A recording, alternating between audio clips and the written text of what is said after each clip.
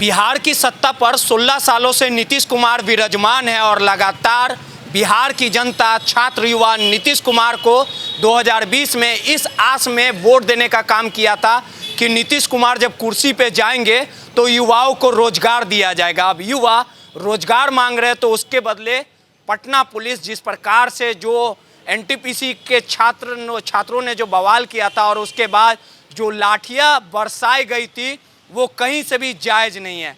लगातार ये वही जनता है जो नीतीश कुमार को 16 सालों से बिहार का किंग मेकर बनाए हुए और बिहार की नीतीश कुमार है। और जिस प्रकार से लगातार युवाओं को रोजगार देने की बात की गई थी, लेकिन आज भी युवा पढ़ लिख कर दर दर भटक रहे हैं। बिहार के कोने कोने से छात्र बिहार की राजधानी पटना में जमीन जायदाद खेत बेचकर इस आस में आते हैं कि वो पढ़ लिख कर अपना नाम रोशन करेंगे माता पिता का।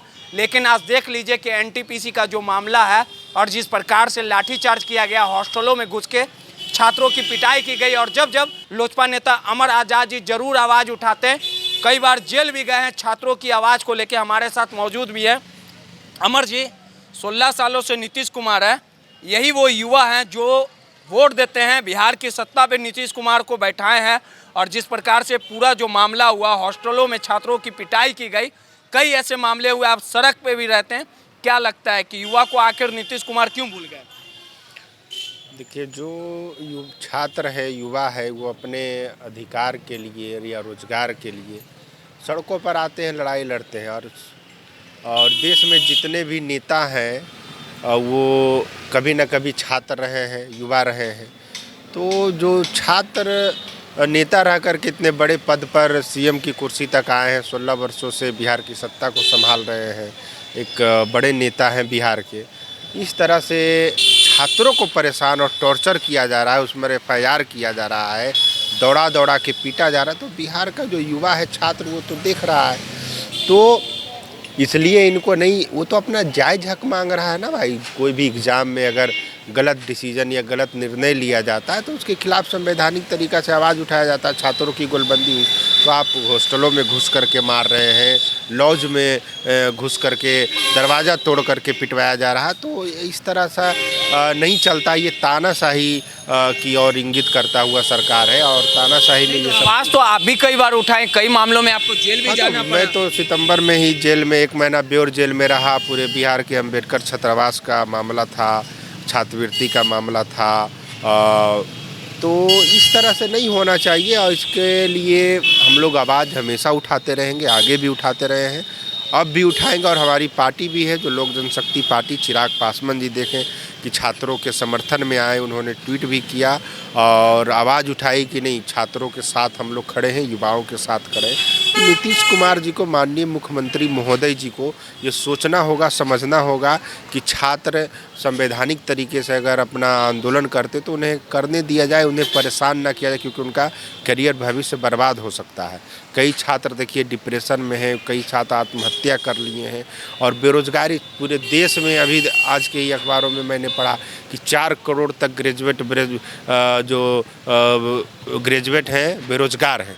तो आप कैसे मैंने युवाओं को रोज़गार देंगे, बिहार को इंडस्ट्री और रोज़गार का हब बनाएंगे? ये तो आपको इसके बारे में सोचना होगा ना। आप सिर्फ शराबबंदी के पीछे लगने से तो होगा नहीं। एनटीपीसी के जो छात्र हैं उनकी लड़ाई में हाँ बिल्कुल, हम लोग साथ, उसके साथ थे हम लोग। हमारी तबीयत ख़राब थी, चलते हम उस समय नहीं गए थे, पर लगातार उन छात्र नेताओं से, सभी सामाजिक संगठन के लोगों से हम लोग संपर्क में रहे, बातचीत की और उनके हर लड़ाई में हम लोग साथ। खान सर पे एफआईआर, कई शिक्षकों पे एफआईआर किया गया, इसको कहाँ तक? खान सर पर एफआईआर करना, ये मामला को डाइल्यूट किया जा रहा है कि ये छात्रों की लड़ाई है तो टीचर का इसमें क्या? तो टीचर तो अगर संविधान के अधिकार की लड़ाई बताएगा, कोई स्वतंत्रता संग्राम की लड़ाई बनाए, टीचर का काम है बताना और छात्रों का काम है अमल करना। तो छात्र अपने विवेक से काम करते हैं क्योंकि वो भी पढ़े लिखे। तो ये छात्रों को नौकरी करना है, छात्र एग्जाम दे। तो खान सर पर एफआईआर करना ये बिल्कुल जायज़ नहीं है। वो अपना ये सब डराने के लिए, शिक्षण संस्थाओं को डराने के लिए, छात्रों को डराने के लिए ये सब हथकंडा अपना। एक चीज़ है, दलित के हितैषी बताते हैं नीतीश कुमार खुद को। आप दलित के मुद्दे को उठाते हैं, किसी प्रकार का अम्बेडकर जो छात्रावास हुआ था उसको लेके आवाज़ भी उठाने का काम किया, FIR हुआ, आपको जेल तक जाना पड़ा था।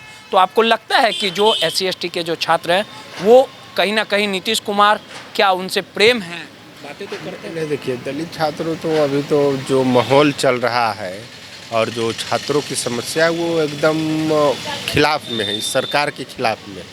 ये सरकार कहीं से भी किसी के हित में काम नहीं कर रही है और जो छात्र पढ़ रहे थे उनको भी हटाया गया, बहुत सारा का प्रताड़ित लोगों को किया गया है।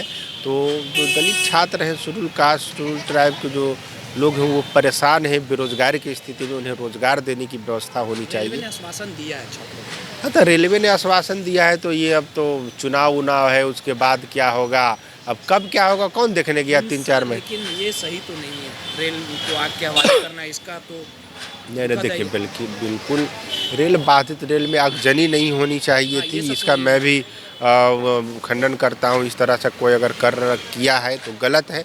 कई लोग उपद्रव भी इस आंदोलन के आड़ में कई उपद्रव भी लोग कर देते हैं नादानी में। उन लोगों से छात्रों को बचना चाहिए क्योंकि छात्र ही बदनाम हो जाते हैं, उन पर FIR मुकदमा हो जाता है। बहुत सारे ऐसे लोग उपद्रवी है जो करते हैं, मगर छात्रों को संवैधानिक तरीक़ा से आंदोलन करने की आवश्यकता है। देखिए, सीधे तौर पे अमर आज़ाद जी थे, लोजपा नेता भी हैं, छात्र के आवाज़ को हमेशा उठाने का काम करते हैं और सीधे तौर पे कहा कि NTPC जो छात्रों का बवाल हुआ था उस पूरे मामले में ये छात्रों के साथ है, लेकिन जिस प्रकार से बवाल मचाया गया, रेल में आग लगाई गई, उसका उन तमाम चीज़ों का ये खंडन करते हैं और सीधे तौर पे कहते हैं कि सरकार के खिलाफ आर पार की लड़ाई जो है वो जारी रहेगी। रोहित, NBC 24 पटना।